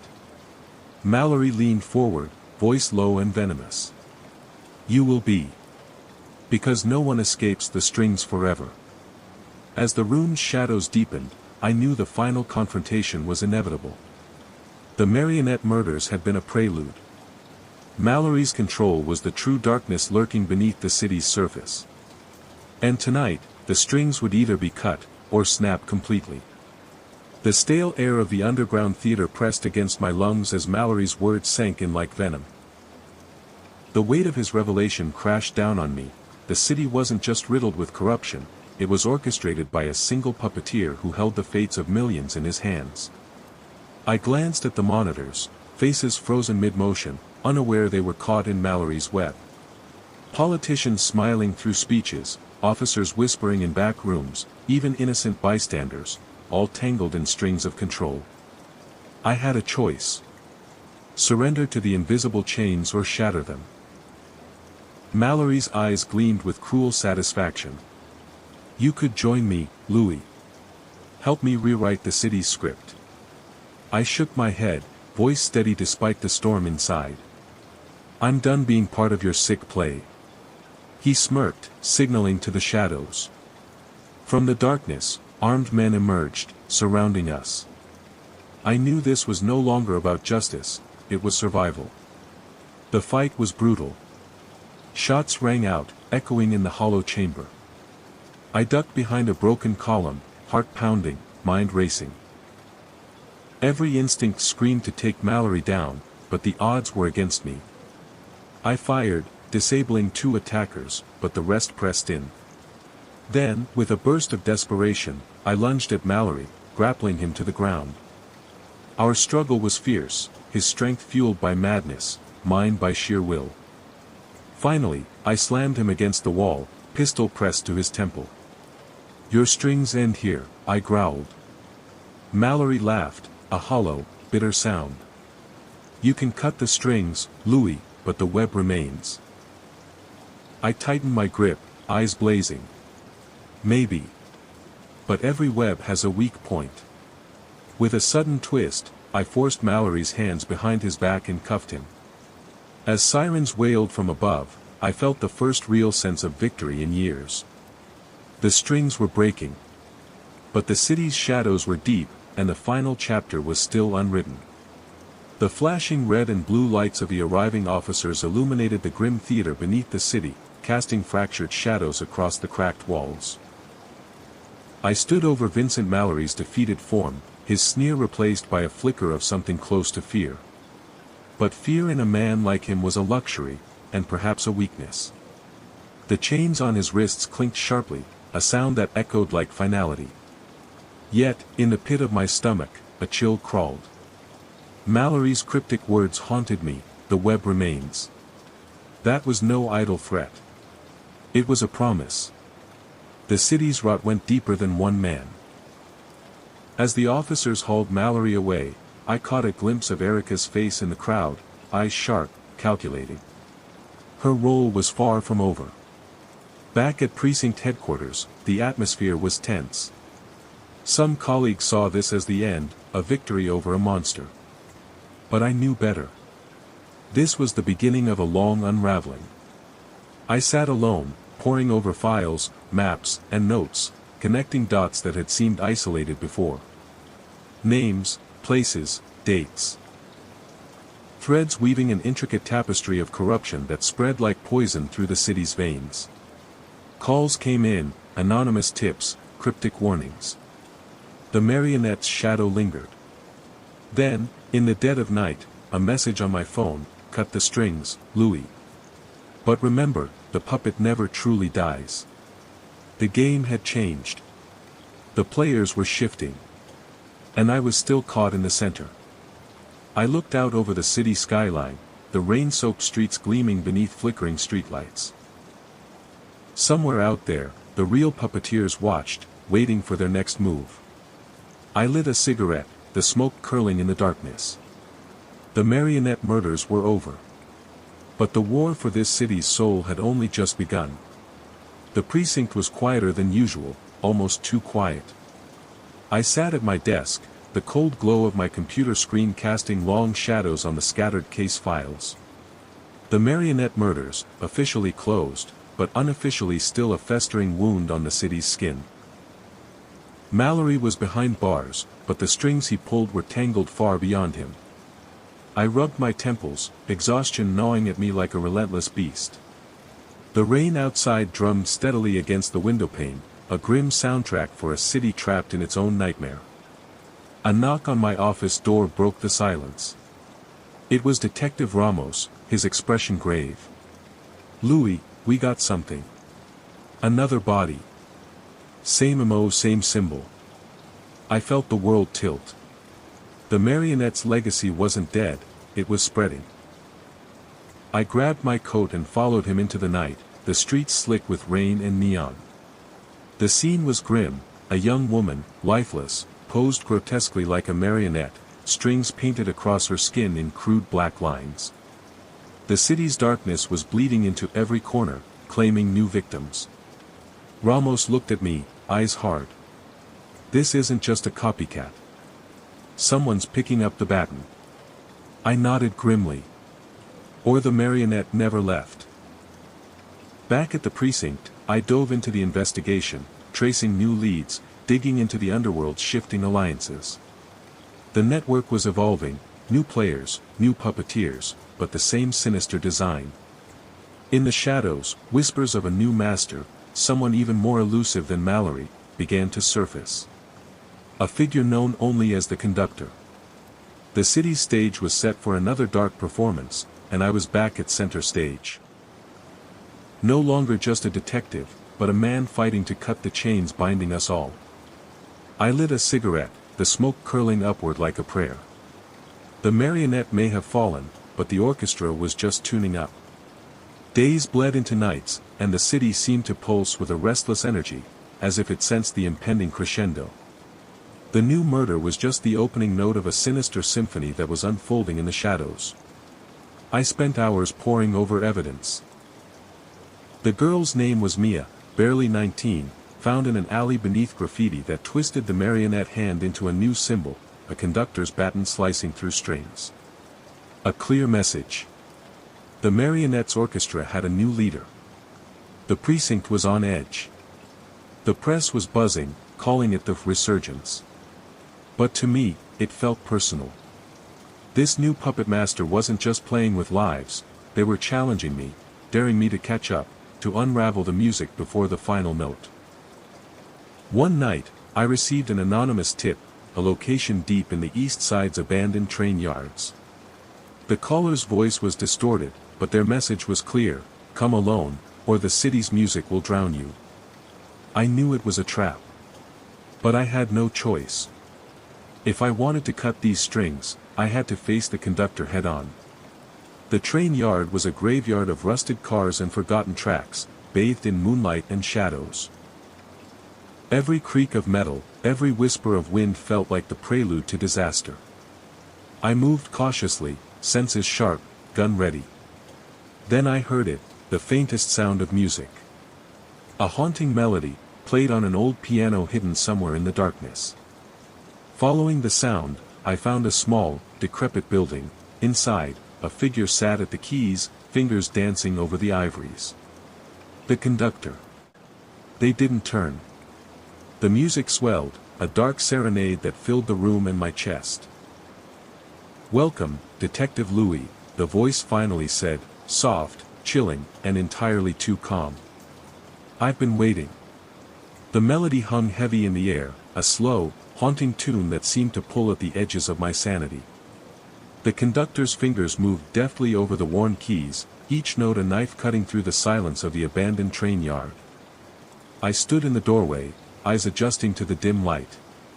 The figure remained seated, back straight, a shadow barely visible beneath a dark hood.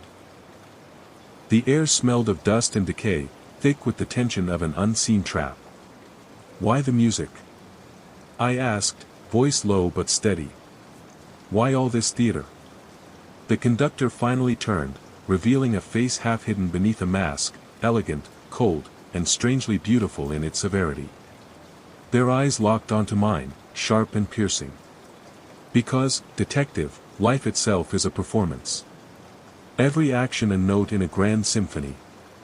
And I am the maestro." I gritted my teeth.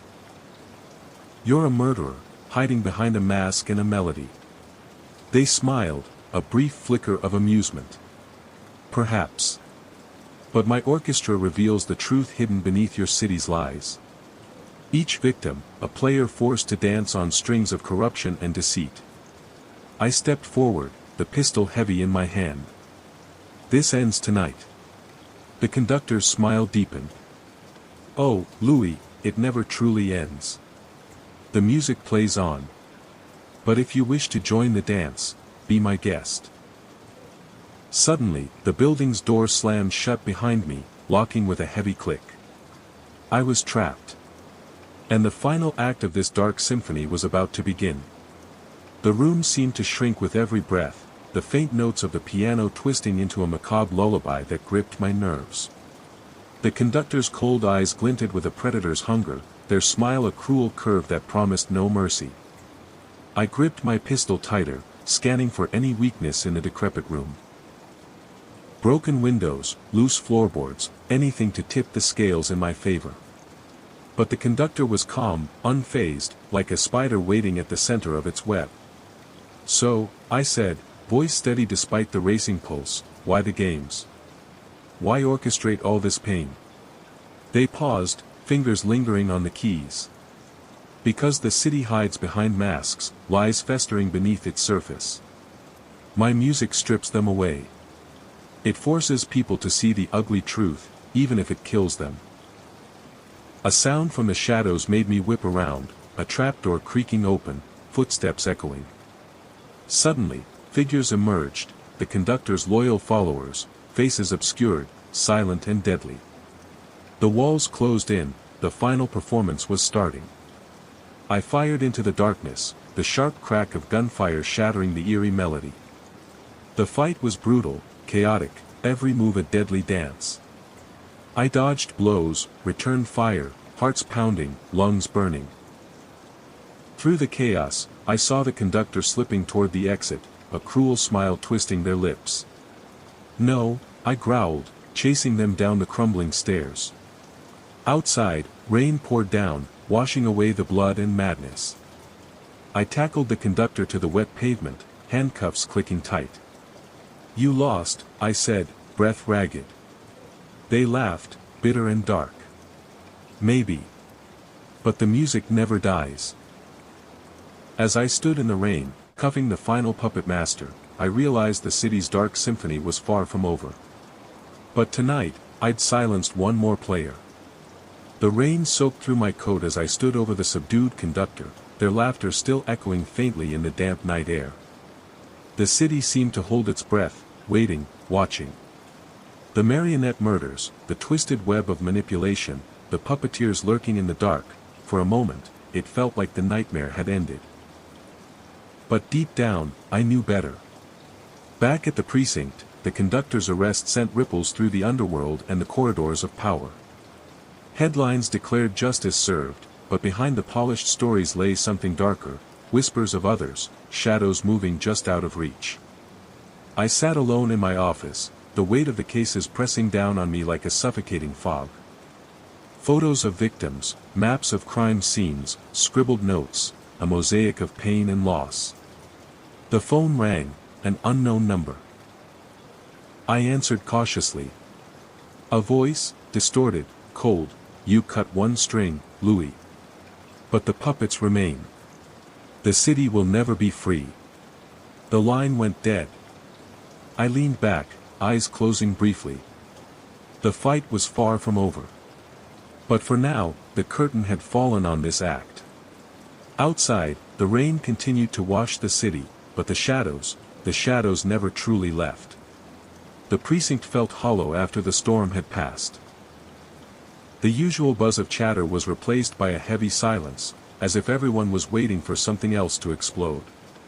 I was no different. Sitting at my desk, I sifted through files, some closed, some barely started, but none of them felt finished. I lit a cigarette, the smoke curling in the dim light, mixing with the stale air of the station. Morales was recovering, but the city still bled. The arrests of Mallory and the conductor were victories, but the wounds ran deeper than anyone wanted to admit. My phone buzzed with a message from an unknown number. "The strings are fraying. Watch your back, Louie." I crushed the phone in my hand, heart pounding. Someone, or something, was still out there. Watching. Waiting. Later that night, I wandered the rain-slicked streets, the city alive with its usual mix of desperation and deceit. Each face I passed felt like another thread in the web I'd been trying to unravel for years. I stopped beneath a flickering street lamp, staring up at the tangled power lines overhead. The strings were everywhere. And the play was far from over. The rain hammered relentlessly against the cracked sidewalks, pooling in the gutters and washing away the grime but never the scars. I walked alone, the weight of the city pressing on my shoulders like a lead cloak. The city, my city, was a labyrinth of shadows, lies, and shattered dreams. Even after Mallory and the conductor were behind bars, the rot remained, infecting every corner like a slow poison. My mind kept replaying that chilling phone call. "The strings are fraying. Watch your back, Louie." The voice was distorted, mechanical, stripped of humanity, but the threat was clear. Someone wanted me to know the fight wasn't over. Someone wanted me broken, or worse. I lit a cigarette under a flickering street lamp, the smoke swirling up into the cold night. The glow illuminated the cracks on my face, deep lines etched by years of sleepless nights and bitter losses. My reflection in the rain-slicked pavement looked like a ghost, a man haunted by his own failures. The city was alive tonight. Sirens wailed in the distance, a drunken shout echoed from a nearby alley, footsteps hurried past me on the sidewalk. Life went on, indifferent to the nightmares that lurked beneath the surface. I thought about Morales. The kid had fought so hard, and even now, he was clawing back from the brink. His sacrifice had saved me, had saved the girl, and maybe, just maybe, had helped me keep some shred of my own humanity. But how many others would never get that chance? How many more puppets were still dangling from the strings pulled by ghosts and monsters? My phone buzzed again. Another message. "Look closer." The puppeteer is still here. No signature. No hint. Just a reminder that I was still a player in a game far bigger than I'd ever imagined.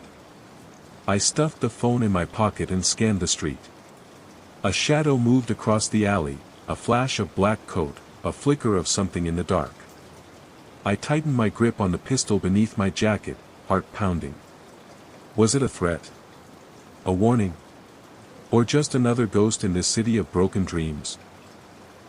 I headed back toward the precinct, the rain soaking through my clothes and chilling me to the bone. Inside, the buzz of fluorescent lights and quiet murmurs of exhausted officers greeted me. I sank into my chair, fingers trembling slightly as I pored over the new case files, unsolved disappearances, strange phone calls, anonymous tips that led nowhere. It was a tangled web, more complex and sinister than before. The marionette was gone, but the strings were held by unseen hands, moving pieces I hadn't even noticed. And those hands were still watching, still waiting. I lit another cigarette and stared out the window at the endless cityscape, a sprawling stage of light and shadow, deception and truth. Somewhere beneath the rain, in the alleys and back rooms, the next act was already beginning. I was ready. Or at least I had to be. Because in a city chained by darkness, sometimes the only way to fight the puppeteer is to become the puppeteer yourself. The dawn was gray and heavy, a thick fog rolling through the city like a suffocating blanket. I hadn't slept, the cigarette burns on my fingertips proof of hours spent pacing the precinct. The files lay scattered across my desk, a chaotic mosaic of clues and dead ends. Morales's voice echoed in my mind, his determination, his faith that I could finish this. But how do you finish a game when the players keep changing? When the puppeteer is never truly caught? The city was waking up around me, horns blaring, people shouting, the constant hum of a place that never truly rested. But beneath that noise, I felt the pulse of something darker, something growing. I met with Ramos early, a man as hardened and weary as I was. "Louie, you ready for this? This isn't just another case. It's a war." I nodded, the weight of the words settling in. "Then let's find out who's really pulling the strings." Our first lead took us to a seedy club on the Lower East Side, a place where deals were made in whispers and shadows traded hands like currency. The air was thick with smoke and desperation. We slipped inside, eyes adjusting to the dim light. Faces turned, recognizing us, some with fear, others with disdain. A woman approached, sharp-eyed and cautious. "You looking for trouble, detective?" "Information," I replied. "About the strings." She studied me for a moment, then nodded. "Follow me." She led us through twisting corridors to a back room, where the city's underbelly bled secrets. Names were whispered, alliances revealed, and for the first time in weeks, I felt a spark of hope. But hope was a fragile thing. Because somewhere, hidden behind layers of deception, the real puppet master was watching, smiling, waiting. And the game was far from over. The back room was thick with cigarette smoke and hushed voices. The woman, called Raven, if the whispered rumors were true, led us to a circle of figures seated around a scarred table. Eyes flicked toward me and Ramos, measuring, calculating. "Information isn't free," Raven said, voice low and sharp. "You want to pull the strings, you have to pay the price." I exchanged a glance with Ramos. "Name your price." She smiled, but it didn't reach her eyes. "There's a shipment coming in tonight, weapons, drugs, and something more. The kind of thing that ties the city's elite to the street. Find out who's behind it, and you might find your puppet master." Ramos's jaw clenched. "We'll need backup." "No," I cut in. Too many eyes already watching. The deal was made, and we slipped back into the rain-soaked streets, the weight of the city pressing down with renewed urgency. The shipment was our chance, a thread to pull that might unravel the entire web. Later that night, under the cover of darkness, we surveilled the docks. The city was a maze of steel and shadow, the air thick with salt and danger. Containers were unloaded, guarded by men with cold eyes and loaded guns. Then I saw him, a man who moved with quiet authority, unnoticed yet commanding. The way he spoke into his phone, the subtle nods, this was the man behind the operation. I raised my hand to Ramos. "That's our lead." As we prepared to move in, a sudden crackle in my earpiece warned me, someone was onto us. From the darkness, figures emerged, weapons drawn. A deadly game had begun. In this city of strings, every move was watched, every breath calculated. And the puppeteer was closer than ever. The cold night air exploded with gunfire, sharp cracks echoing off the steel containers. I dove behind a stack of crates, heart hammering in my chest. Ramos was pinned down nearby, returning fire with grim determination. The city's grime and shadows became our battlefield, a war fought in silence and desperation. "Move to the left," I shouted, firing at a figure advancing through the darkness. Bullets tore through the air, some grazing me, others finding their marks. The stench of gunpowder mixed with salt and sweat. I could taste the bitterness of fear and adrenaline on my tongue. In the chaos, I caught a glimpse of the man, the leader. Slipping away, shadow blending with shadow. I cursed under my breath. He was too slick, too practiced. "Ramos, we need to pursue," I urged. He nodded, blood trickling from a cut on his forehead. "But we're outnumbered." I scanned the docks, searching for backup. None was coming. This was our fight, raw, brutal, and unforgiving. We pressed on, weaving through the maze of containers, the sound of distant sirens growing louder but still too far.